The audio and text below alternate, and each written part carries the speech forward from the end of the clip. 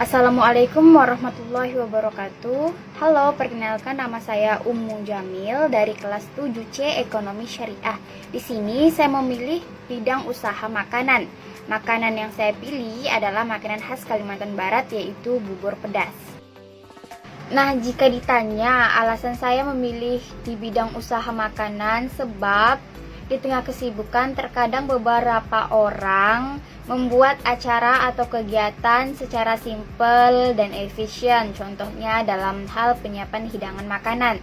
Biasanya mereka lebih memilih untuk memesan makanan daripada membuat sendiri, dengan alasan pertimbangan waktu dan juga tenaga, walaupun dengan harga yang cukup tinggi. Nah, hal ini menimbulkan ide bagi saya untuk membuat bisnis usaha makanan. Usaha di bidang makanan adalah sebuah usaha bisnis yang memiliki peluang paling besar jika dibandingkan dengan bisnis di bidang lain. Hal ini dikarenakan beberapa faktor. Di antaranya, makanan adalah sesuatu yang akan terus dicari orang dan sangat memungkinkan pembeli akan kembali membeli lagi ketika ia merasa puas dengan produk makanan yang dijual. Nah, usaha bubur pedas menjadi salah satu usaha yang menguntungkan yang dapat dipilih sebagai usaha kuliner yang menjanjikan keuntungan kepada pelakunya. Banyak orang yang menggemari olahan bubur pedas, sehingga kehadiran bubur pedas ini kini banyak dicari. Pangsa pasar olahan bubur pedas menjadi peluang dalam usaha bubur pedas. Kini semakin sangat menjanjikan. Usaha bubur pedas menjadi salah satu usaha masakan dari Pontianak yang patut untuk diperhitungkan. Oleh karena itu, alasan saya memilih bisnis usaha ini karena usaha bubur pedas memiliki keuntungan yang sangat menjanjikan.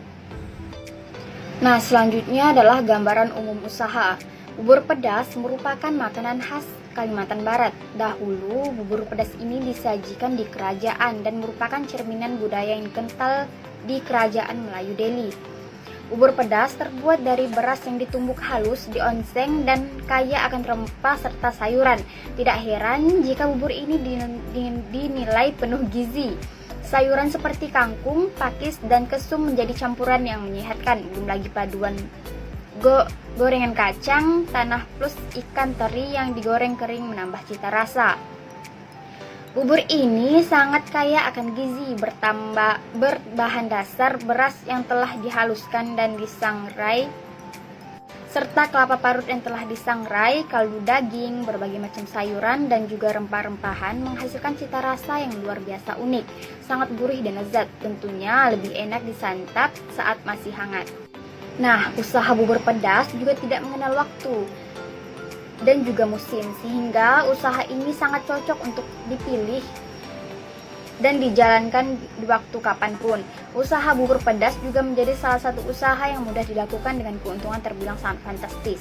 Dalam memproduksi bubur pedas ini, kami akan memberikan kualitas yang terbaik. Hal ini dilakukan untuk memberikan kepuasan kepada konsumen. Walaupun dimulai dengan bisnis kecil-kecilan seperti menggunakan gerobak, kami akan tetap memberikan kesan yang nyaman bagi pelanggan. Selanjutnya kita masuk ke bab 2 pembahasan. Yang pertama adalah aspek hukum.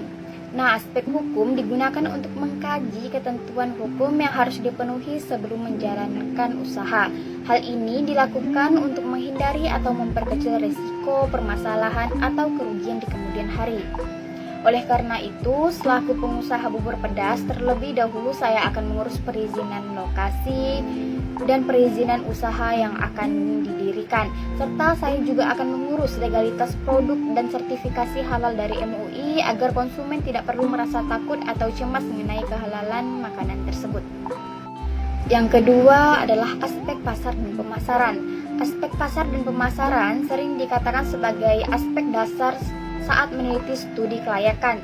Analisis ini dilakukan untuk mengetahui apakah produk tersebut berpeluang untuk berhasil di pasaran.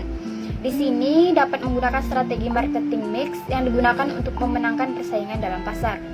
Di dalam marketing mix terbagi menjadi 4 variabel untuk memenangkan persaingan. Yang pertama adalah produk. Pada bagian produk, saya akan berusaha memberikan kualitas terbaik pada sayur-sayuran yang digunakan pada usaha bubur pedas saya. Tidak hanya itu, bumbu-bumbu yang akan saya gunakan juga harus terjamin aman baik dari segi kehalalan maupun kesehatan konsumen. Nah, yang kedua adalah harga. Di sini saya akan menjual bubur pedas dengan harga yang cukup miring dan tentu dengan kualitas yang terbaik. Namun, tentu saja dengan perhitungan yang teliti agar usaha yang saya bangun tidak mengalami kerugian. Nah, contohnya porsi bubur pedas polos. Polos yang dimaksud adalah tanpa daging. Akan saya jual dengan harga 10.000. Sedangkan bubur pedas spesial atau dengan tambahan daging di dalamnya akan saya jual dengan harga 17.000 per porsinya. Nah, selanjutnya adalah lokasi atau tempat berjualan. Di sini saya memilih untuk di tengah perkotaan yang ramai dilalui orang. Hal ini dilakukan untuk memudahkan konsumen dalam menemukan usaha bubur pedas yang saya bangun. Tidak hanya itu, selain lokasi yang harus strategis, kebersihan dan juga kenyamanan pelanggan juga menjadi prioritas kami sebagai penjual. Nah, yang terakhir adalah promotion. Untuk bagian ini Untuk bagian ini saya memanfaatkan sosial media baik dari Instagram, WhatsApp, Facebook dan lain sebagainya. Nah, setelah aspek pasar dan pemasaran, di sini saya juga akan menjelaskan tentang aspek keuangan. Di dalam teknik penganggaran modal sangat berperan penting dalam aspek keuangan. Pada umumnya, aspek ini disusun paling akhir pada studi kelayakan bisnis. Pada usaha bubur pedas, modal yang diperhitungkan terbagi menjadi 3, yaitu berupa investasi seperti peralatan dapur yang digunakan dalam proses bubur pedas, dan yang kedua adalah biaya tetap seperti penyusutan gas, gerobak, gaji karyawan, dan lain sebagainya. Dan yang ketiga adalah penyusutan variabel seperti beras, sayur-sayuran, dan lain sebagainya. Pendapatan per bulan dapat dirincikan sebagai berikut. Misalnya bubur pedas polos atau tanpa daging terjual 250 porsi per bulan. Nah, dikalikan dengan harganya sebesar 10.000, maka hasil yang didapatkan adalah 2.500.000 per bulan. Sedangkan untuk bubur pedas daging terjual 185 porsi per bulan, dikalikan dengan harganya sebesar 17.000, maka yang hasil yang didapatkan per bulan sebesar 3.145.000. Nah, jika dijumlahkan, pendapatan per bulan kurang lebih sekitar 5.645.000. Keuntungan tersebut belum dikatakan keuntungan bersih karena harus dipotong dengan pengeluaran yang digunakan selama sebulan.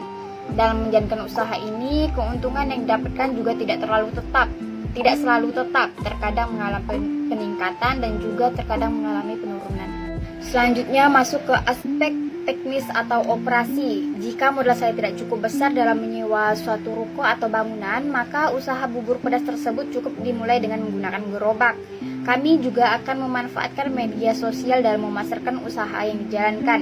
Dari hasil yang didapatkan, keuntungan tersebut akan saya tabung agar kami dapat menyewa sebuah bangunan atau ruko serta membuka cabang yang lebih banyak. Selanjutnya, kita masuk ke aspek manajemen dan organisasi. Untuk usaha kecil seperti ini, menurut saya cukup 2 atau 3 orang saja yang berperan dalam usaha bubur pedas ini. Jika keuntungan yang didapatkan semakin meningkat, serta pelanggan juga semakin banyak, maka memungkinkan untuk membuka cabang dengan memilih lokasi-lokasi yang strategis.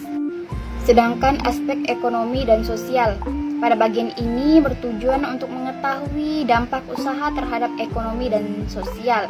Dengan mendirikan usaha ini, saya juga memerlukan tenaga orang lain. Oleh karena itu, saya juga memberikan kesempatan kerja bagi orang-orang yang memiliki minat dalam usaha berdagang, tepatnya usaha berdagang bubur pedas. Hal ini tentu berdampak pada ekonomi dan juga sosial masyarakat setempat. Selanjutnya adalah analisis dampak lingkungan hidup. Untuk menjual bubur pedas, menurut saya tidak memiliki dampak negatif terhadap lingkungan hidup, sebab di sini kami juga menjaga lingkungan sekitar dengan tidak membuang limbah di sembarang tempat, serta limbah dari pembuangan bubur pedas juga dapat terurai langsung pada lingkungan sehingga tidak membuat dampak yang berbahaya.